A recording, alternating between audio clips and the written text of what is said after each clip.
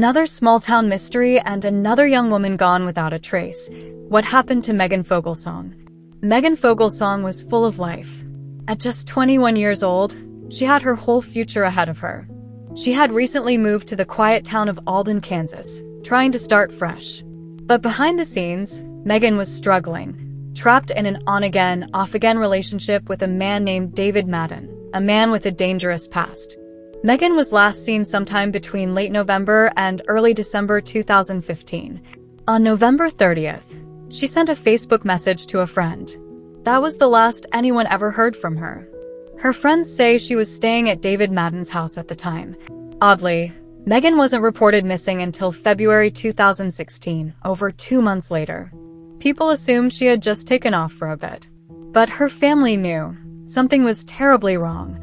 Megan had confided in friends that she was afraid of David Madden. She even said that if she ever disappeared, he would be the one responsible. David was known to be violent, controlling, and had a long history with law enforcement. When questioned, he claimed Megan had stolen from him and left after an argument. The Kansas Bureau of Investigation launched a full search. They searched Madden's home 6 different times, even digging up his dog's grave, believing Megan's body could be hidden there. But no physical evidence was ever found.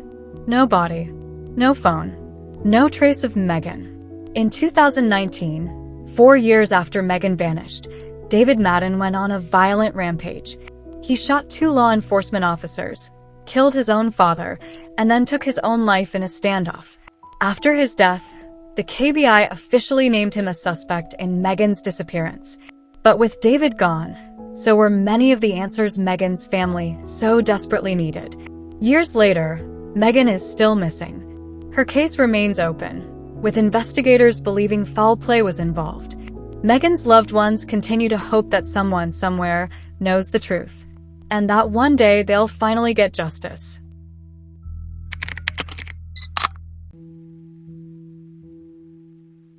Brianna Jade Vibert was a 24-year-old mother of 4, living in Flint Township, Michigan. She was kind, hopeful, and full of life, even while dealing with hardship. She had just talked to her adoptive mom about an upcoming family event, her sister's gender reveal. She was looking forward to it. She was happy. But later that same night, everything changed. Brianna got into an argument with her boyfriend, reportedly about her kids not being able to visit due to poor conditions at the house. Things escalated. And in a moment of distress, Brianna cut her arm with a knife and stormed out of the house, bleeding. Around 1 a.m., Brianna was seen on surveillance at a Marathon gas station. She got into a red Pontiac Aztek with an unidentified man. The two drove to a strip club, one where she used to work. Staff said she looked in bad shape. By 2:45 a.m., she showed up alone at a mobile gas station nearby, visibly injured, bleeding from her arm, stumbling and clutching shelves for support. It would be the last time anyone saw her alive. After the man in the Aztek left her at the gas station, Brianna walked away into the night. Her purse was found in a ditch, not far from the last sighting. Her phone was discovered in the man's vehicle 6 days later. That man cooperated with police and was never charged. His identity was never made public. Another vehicle, a green or teal pickup truck, was seen in the area, and police believe its driver might know something. Now, years later, Brianna's case remains unsolved. No body, no suspects, and no clear leads. Police haven't ruled out foul play, but haven't confirmed it either. What happened to this young mother of 4, who was last seen injured and alone on a quiet Michigan road? Brianna's family refuses to give up. They believe she wouldn't have disappeared willingly, especially not when she was so excited about seeing her sister and her kids. Her mother, her siblings, and her children deserve answers.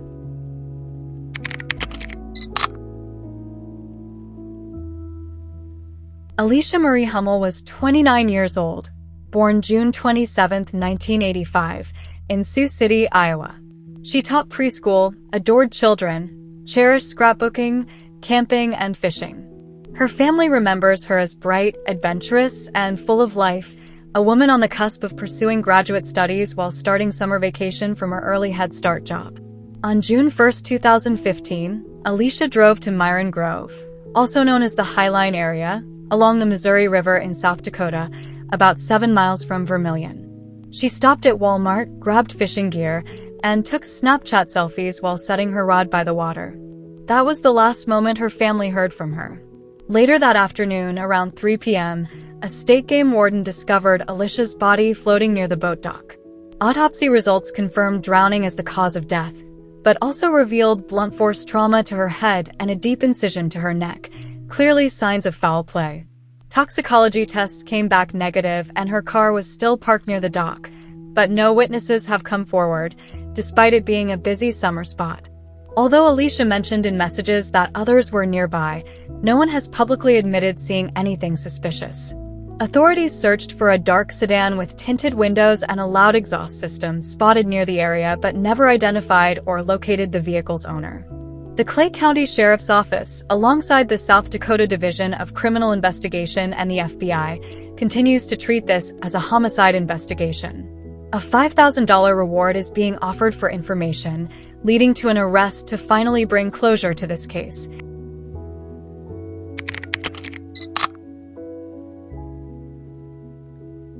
Rico Omar Harris was born in 1977 in Los Angeles. A towering and talented athlete, he dominated the court in high school and college. By his early 20s, he had played for the Harlem Globetrotters and was drawing NBA interest. But off the court, Rico battled addiction, first to alcohol, then to meth and heroin. By 2007, after years of darkness, Rico seemed to have turned his life around. He was sober. He had a stable job. And in 2014, he had a girlfriend in Seattle, Jennifer Song, and dreams of starting fresh. In October 2014, Rico took a trip from Seattle to Alhambra, California, to visit family and say goodbye before his big move. He planned to return north to be with Jennifer and start a new career. But after leaving Alhambra on October 10th, something went wrong. At 10:45 a.m., Rico called Jennifer. His voice was calm. He said he was going up into the mountains to rest.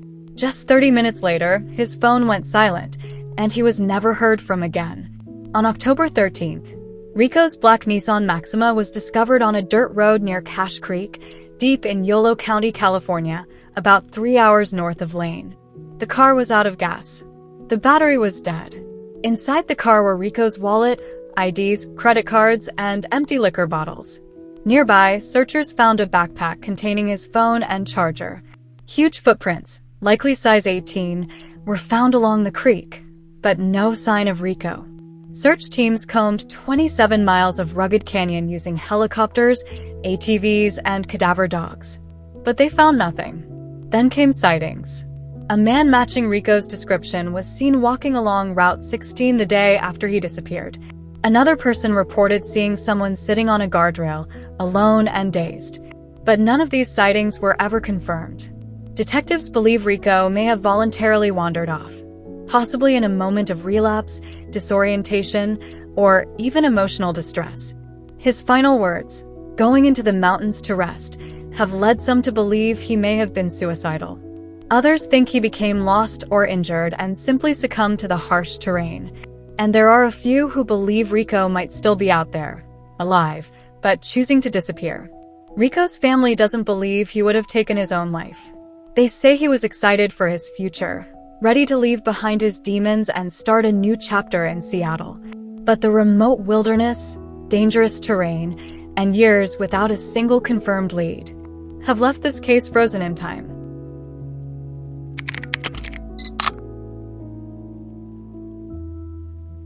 Tara Sullivan, 47 years old, was last seen in Weston, Wisconsin in April 2023. On April 17th, her cell phone was found abandoned on Ringel Avenue in the nearby town of Ringel.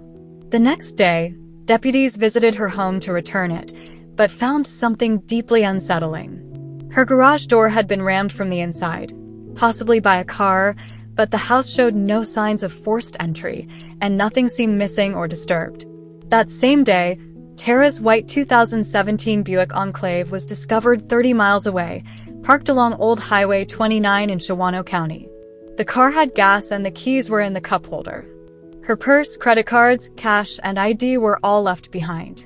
There were no signs of a struggle. Nothing to suggest what happened or why she vanished. Authorities launched a full-scale search. Drones, K-9 units, and ground teams. But no sign of Tara. They combed through her digital footprint and vehicle data, hoping to find answers. But nothing concrete surfaced.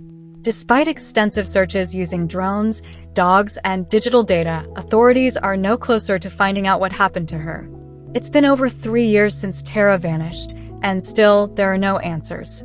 Just a broken garage door and a car abandoned in the middle of nowhere.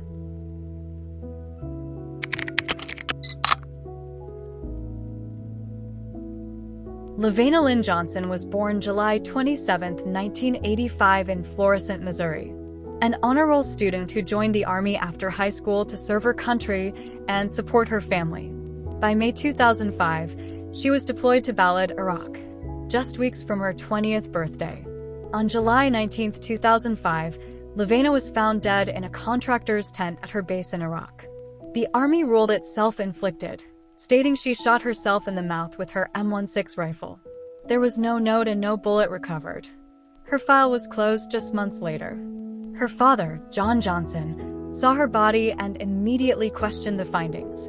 Autopsy photos revealed a broken nose, black eye, loose teeth, and abrasions on her face. Chemical burns on her genital area, suspected to destroy evidence of sexual assault. There was a gunshot wound on the left side of her head, though she was right-handed and too small to handle an M16 trigger. No gunshot residue on her hands, and bloody footprints outside the tent. Her commanding officer described her as happy and found no warning signs of self-harm. LaVena's parents refused to accept the military's conclusions. Her body was exhumed in 2007 for an independent autopsy. That autopsy was inconclusive, but the parents say the evidence only strengthened suspicions of foul play. It's been nearly 2 decades and still no criminal investigation and still no justice. Just a grieving father fighting for the truth about his daughter's final moments.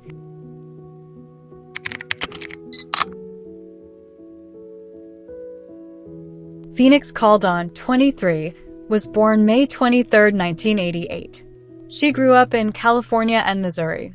She was homeschooled, a multi-instrumentalist, a junior fencing champion, and enrolled at University of Missouri in St. Louis.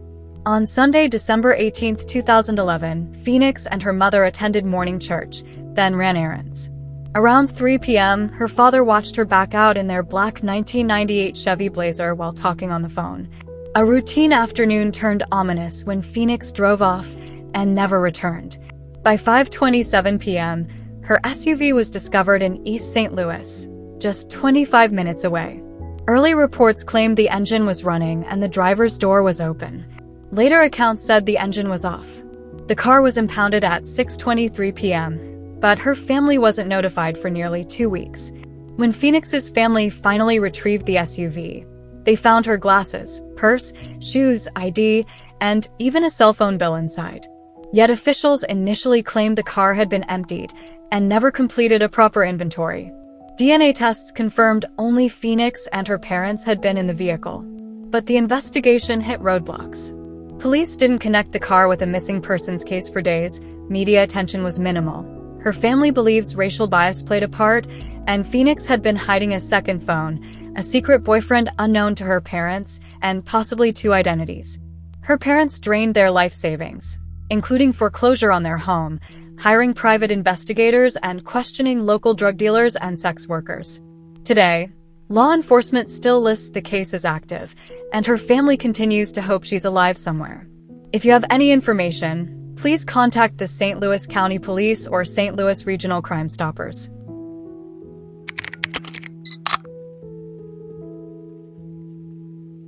The Caffey family lived in rural Alba, Texas, just outside Emory. Terry and Penny Caffey were devout Christians. Terry taught youth at church, Penny played piano, and their children performed in worship services each Sunday. Homeschooled and close-knit, they were pillars of their community. In 2007, 16-year-old Erin Caffey began dating 18-year-old Charlie Wilkinson. Her parents disapproved, warning her to end it.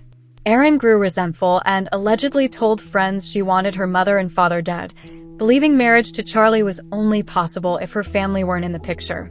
In the early morning hours, Charlie Wilkinson and his accomplice, Charles Wade, broke into the Caffey home while Aaron and Bobby Johnson waited outside in a car. Inside, Penny and Terry were shot.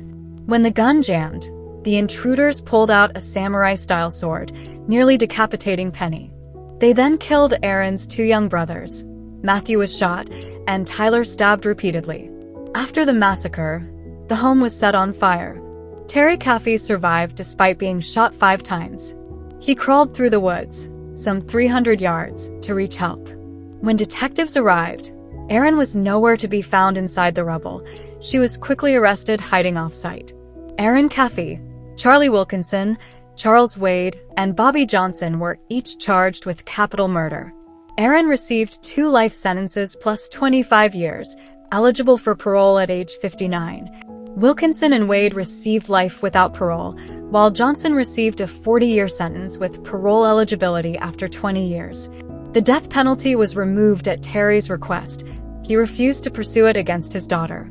The crime drew national attention, featured in shows like Killer Couples, Killer Women, and Final Witness. Terry later wrote a book, Terror by Night, describing his grief, healing, and journey of forgiveness. It started with teenage rage and secret romance, and ended in one of Texas's most devastating family murders.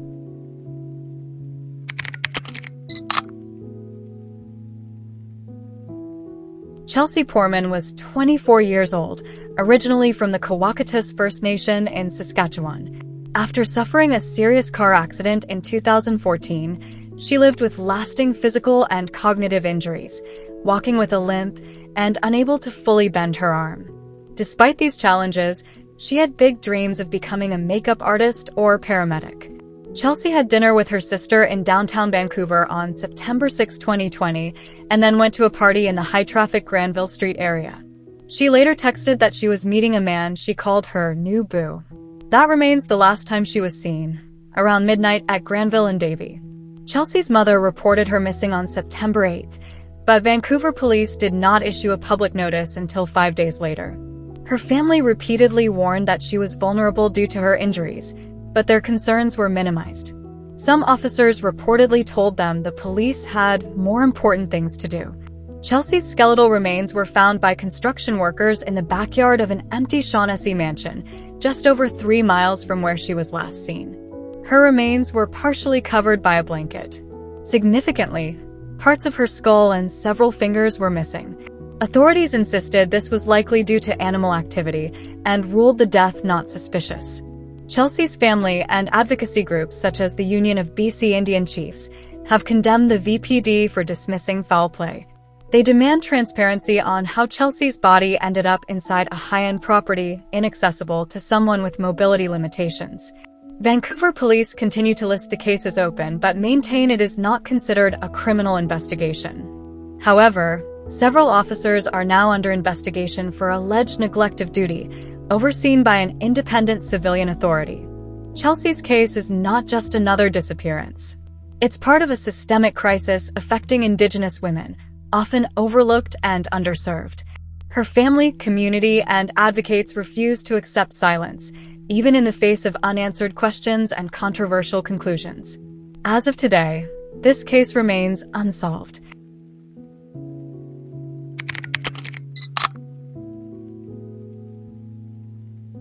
Maya Milite, a Filipino-American and civilian Navy specialist, lived in Chula Vista, California, with her husband Larry and their 3 children. On January 7, 2021, Maya was last seen at home after returning from work and stopping at a car wash, a day marked by tension and decisions about divorce. On the evening she vanished, neighbors reported hearing loud bangs resembling gunshots. Maya's phone was last active around midnight. Surveillance showed Larry's family SUV backing into the garage at 5:59 a.m., followed by him driving off with their youngest child 2 hours later, while Maya was nowhere to be seen. His phone remained off all day. Maya's sister reported her missing on January 9th, after the family noticed her absence on her daughter's birthday. Within days, 51 search warrants were served and 68 individuals interviewed, from homes to devices, with nearly 100 tips reviewed. Volunteers conducted searches across regional parks, deserts, and dunes, including drone scans of the Glamis sand dunes. In July 2021, police named Larry a person of interest. He was the last known person to see Maya. Records revealed he had contacted spellcasters starting in December 2020, allegedly asking for Maya to be incapacitated so she wouldn't be able to leave him. Maya had met with a divorce attorney on the day she disappeared, and friends knew she planned to leave Larry. After a 9-month investigation, Larry Millet was arrested on October 19, 2021, and charged with Maya's murder and illegal possession of assault weapons. He pleaded not guilty and remains in custody. His trial, originally set for mid-2024, has been postponed until January 2026, generating frustration from Maya's family. 4 years later, no body, no resolution, and a family still begging for answers. Hopefully justice is served soon, but as of today, this case remains unsolved.